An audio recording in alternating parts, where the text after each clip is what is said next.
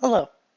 Today I will be reading from The Darker Side of a Hero by Teen Preacher from fanfiction.net. The description of the story is Miles Prower is faced with being on his own in a world ravaged by nuclear war. Alone and with no one there to help him, Miles must raise himself from the dirt in a quest to avenge his fallen friends.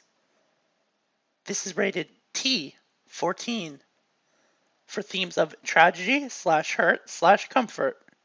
There's 7 chapters. Let's begin. Hello, my loyal fan base. I've been on hiatus for some time now, but am back and have refurbished, cleaned up, and reposted this story to better fit y'all's palette. Enjoy! Also, I don't own anything made by Sega or Bethesda. Oh dear. I do own whatever I have made. The capital waits. A land ravaged by nuclear war and pain, the proverbial bowel of wrath of God have poured out on any and everyone who dared to stand up to it. The bad thing about it is, I saw this coming, and I could have prevented it. My name is Miles K. Prower, and I am a survivor of a nuclear holocaust that was a losing move for both sides. So I suppose you are wondering what happened. Who started it, and how a young innocent kid with a survivor of one of mankind's greatest screw-ups. Well, I guess the only appropriate thing to do would be to tell you. That being said, sit back and listen carefully, and maybe you can learn from my mistakes. Someone needs to. You see, it started when I was still known as one of the heroes of Mobius. Life was great. I had the girl of my dreams wrapped tight in my arms, and I had the best friends anyone could ask for. Heck, I even had a brother who was closer than blood. Keyword had. I was working in my shop when the sirens went off.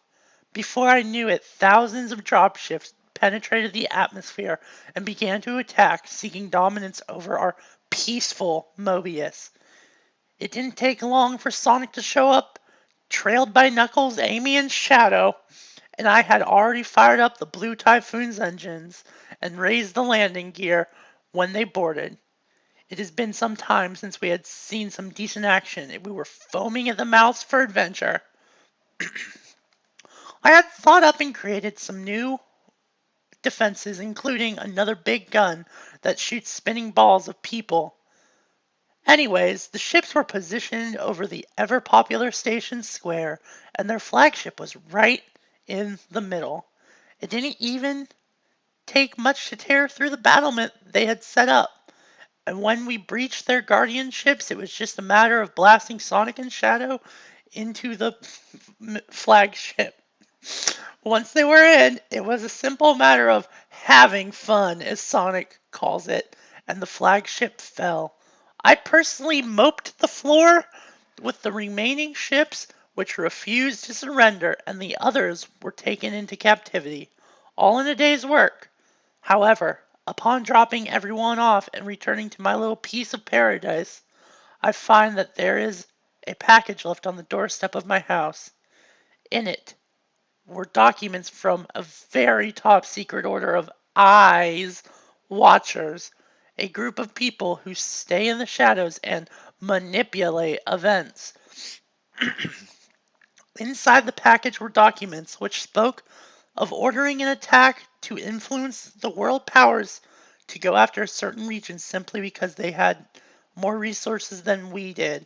It mentioned something going terribly wrong, a disaster of great effect taking place, and not even the watchful eyes could do anything about it. Being the skeptical kid that I am, I passed it off as another hoax by the likes of Dr. Robotnik and tossed the files. Mere days later, though, the news reports went live with a striking report involving another mysterious note detailing an attack not too far off that no world powers will be able to stop.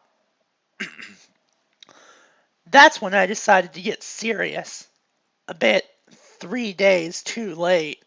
I pulled the files reread every page, jot and title, and began to devise a plan to stop it. I am guessing this was the idea of the person who first gave it to me. However, in my egotistical, logically flawed frame of mind, I played it off as another one of Robotnik's cruel tricks. Wow, this was my fatal error. I should have at least followed up and investigated the lead. But that is neither here nor there. 'Tis best not to dwell on the past, or the future will be damned. As I was saying, I was in the process of devising a way to stop it when I hear a klaxon erupt all over my workshop. Instantly, I suspected the worst, and once again wasn't proven wrong when my computerized assistant, Electra, appeared on my comm screen, informing me that a massive amount of missiles capped with ballistic nuclear warheads had been launched from 17 of the major cities and had targeted locations of interest such as the presidential palace, gun headquarters, Angel Island. Why Angel Island, you ask? Because of a solar array that had been set up to provide emergency power to the grids for just such a time as the country needed it. Last but not least, Station Square, the main means of transport via bullet trains, boats, cars, trucks, any and all transit had to pass through this mother of all transit stations. I ran for the tornado, bent on flying out and destroying those missiles and saving the day. However, Electra thwarted my path demise by sealing the blast doors.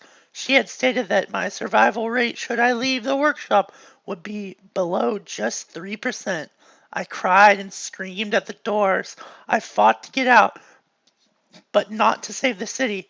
No, far from it. I selfishly fought to save my friends. Screw the world. I just wanted my friends down there with me. And Cosmo. I wanted to hold her and tell her it would be all right. The earth began to shake, and I knew what was happening. The shop lights flickered, but remained on, and Electra remained vigilant not to let me out, even though her emotions spoke otherwise.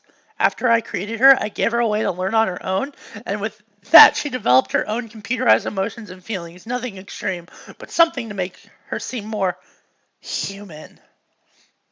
After what felt like an eternity, the noise stopped. The earth stopped moving, and I lay there, my fingertips bleeding from clawing and fighting the doors, and my muzzle wet from tears.